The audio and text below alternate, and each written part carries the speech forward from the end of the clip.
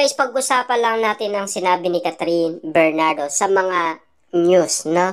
Kitang-kita naman natin kasi guys, no, mahirap nga naman kasi kay Joy na mapawalay kay Ethan. At napakasakit nga naman kasi guys, ang ginawa ni Joy para kay Ethan. Buriin nyo guys, nag-effort pa si Ethan na pumunta sa Canada at mababalitaan niya na lang guys na wala na si Joy. 'Di ba? At kitang-kita naman natin guys, pinalitan pa ni Joy ang kanyang pangalan. At kitang-kita naman natin guys na talagang animo, nahirapan umano si Ethan.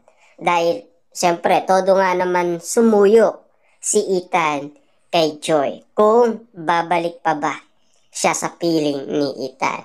Grabe nga naman kasi guys ang ending ng movie na Hello, Love Again.